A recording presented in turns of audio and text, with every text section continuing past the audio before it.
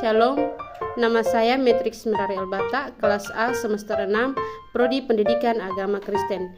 Di sini saya akan menjelaskan tentang pengertian difabel. Difabel berasal dari singkatan bahasa Inggris difabel yang merupakan kependekatan dari differently able atau juga sering disebut sebagai different ability. Istilah difabel merupakan sebuah wacana upaya pengganti istilah penyandang disabilitas dan penyandang cacat. Wacana penggunaan istilah difabel dimaksud untuk memberikan sikap positif yang menekan pada perbedaan kemampuan dan bukan pada keterbatasan. Ketidakmampuan atau kecacatan baik fisik maupun mental. Istilah ini belum disahkan penggunaannya baik secara nasional maupun internasional. Jika boleh memilih, tentunya tidak ada yang ingin dilahirkan dalam keadaan tidak sempurna, baik fisik maupun mental. Namun apa daya, garis takdir membuat seseorang terlahir dalam keadaan seperti dalam menjalani hidup. Orang yang terlahir sempurna pun tidak dengan serta-merta mudah menjalani kerikil kehidupan. Apalagi mereka yang mempunyai keterbatasan fisik dan mental. Harus diakui keberadaan kaum difabel atau penyandang disabilitas saat ini tidak sepenuhnya diakui. Ini terlihat dari minimnya pemenuhan baik hak, kebutuhan dan perlindungan, bahkan diskriminalisasi. Selanjutnya, diskriminasi dan peminggiran terhadap difabel di negara ini sudah terjadi sejak puluhan tahun dan bahkan ratusan tahun lalu. Tanpa disadari, peminggiran ini juga mempengaruhi pola pikir difabel. Dalam hal ini, banyak difabel yang terjebak oleh mental block, suatu hambatan-hambatan secara mental atau psikologis yang menyelubungi pemikiran seseorang. Banyak difabel yang kemudian masih berpikir tradisional, membatasi diri dan bergerak dalam berbuat masalah, merasa harus terus dibantu dan sebagainya.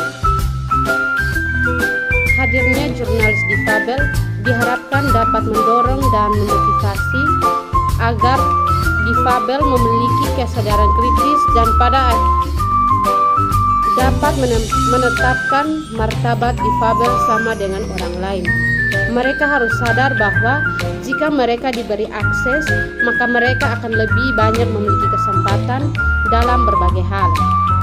Selain itu, dengan kehadiran jurnalis difabel, peran jurnalis dalam menyebarluaskan gagasan inklusivitas dalam pembangunan dapat dilakukan. Melalui gagasan itu, maka dapat terbangun kerangka paradigma baru dalam memperjuangkan hak-hak difabel. Tetapi upaya ini tidaklah mudah. Kerja melalui media alternatif oleh para aktivis dan jurnalis difabel membutuhkan komitmen yang kuat dan perorganisasian difabel yang panjang.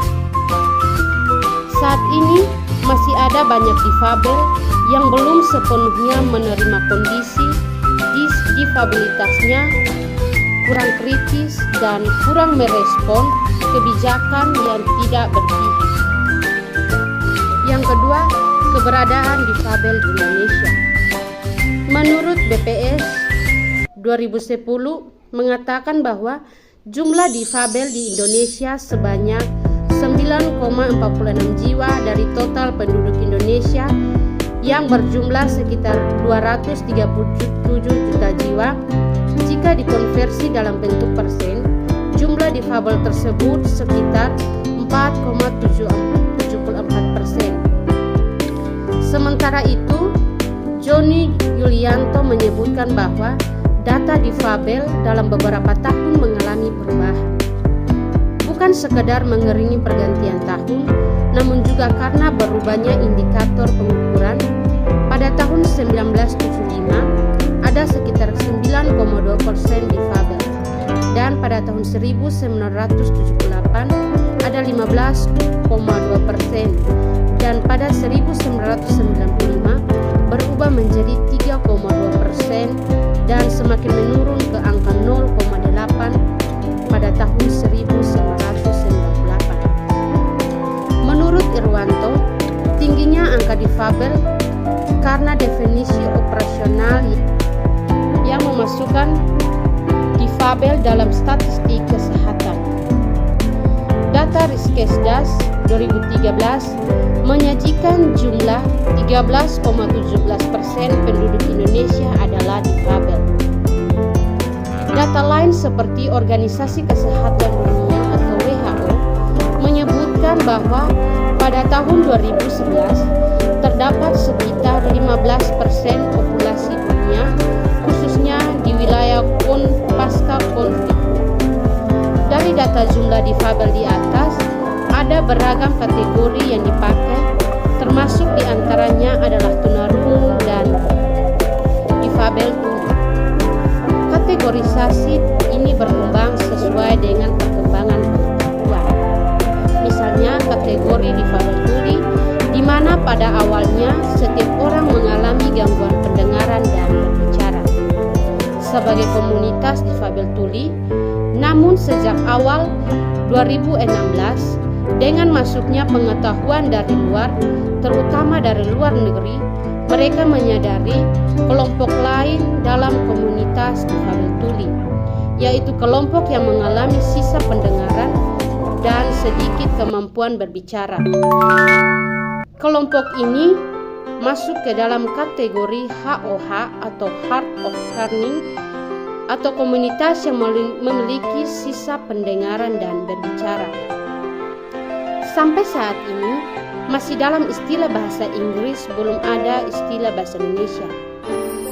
Jika dikelompokkan atau komunitas difabel tuli memakai bahasa isyarat, maka kelompok HOH bisa memakai bahasa isyarat, bahasa oral, atau gerak bibir, dan dengan alat bantu dengar atau bahasa lainnya.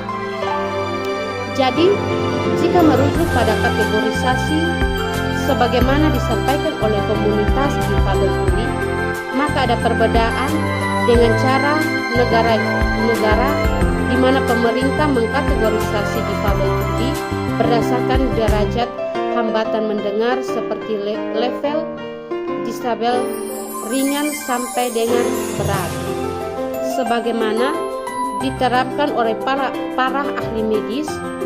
Istilah difabel tuli dan HOH sudah lazim dikenal dalam gerakan maupun kajian-kajian terkait aspek disabilitas.